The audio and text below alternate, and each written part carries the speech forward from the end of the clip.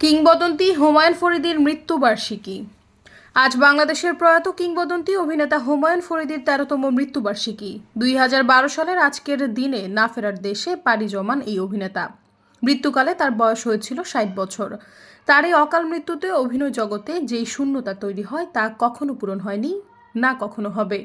হোক সে ব্যক্তি জীবন কিংবা ক্যামেরার সামনের রঙিন জীবন, উভয় জীবনেই তার প্রতিদ্বন্দ্বী ছিলেন তিনি নিজেই। ১৯৫২ সালের ২৯ মে গাজীপুর জেলার কালীগঞ্জ উপজেলার তুমুলিয়া ইউনিয়নের চুয়ারিয়া গ্রামে জন্মগ্রহণ করেন এই অসাধারণ প্রতিভাবান অভিনেতা।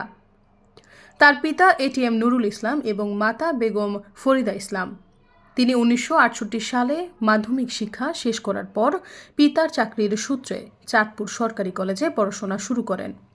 উচ্চ মাধ্যমিক শেষে ঢাকার জৈব রসায়ন বিভাগে ভর্তি হলেও মুক্তিযুদ্ধের কারণে তার পড়াশোনা বাধাগ্রস্ত হয় এবং সে সময় তিনি মুক্তিযুদ্ধে অংশগ্রহণ করেন। যুদ্ধ শেষে তিনি জাহাঙ্গীরনগর বিশ্ববিদ্যালয়ে অর্থনীতি বিভাগে ভর্তি হয়ে স্নাতক ও স্নাতকোত্তর ডিগ্রি অর্জন করেন। নাট্যশিল্পে তার আগমন ঘটে ১৯৭৬ সালে, যখন তিনি জাহাঙ্গীরনগর বিশ্ববিদ্যালয়ে নাট্য উৎসবে সংগঠক হিসেবে অংশগ্রহণ করেন। তার নাট্যজীবন শুরু হয় ঢাকা থিয়েটারে যোগ দেওয়ার মাধ্যমে। ১৯৮০-এর দশকে হুমায়ুন ফরিদী তার অভিনয় জীবন শুরু করেন।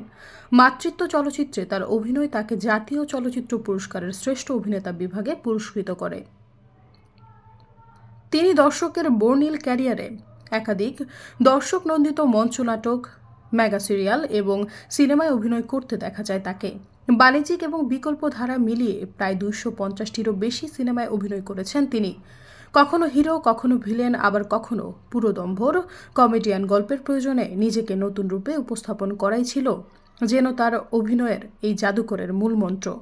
২০১৮ সালে বাংলাদেশ সরকার তাকে দেশটির দ্বিতীয় সর্বোচ্চ বেসামরিক সম্মাননা ২১ পদকে ভূষিত করে।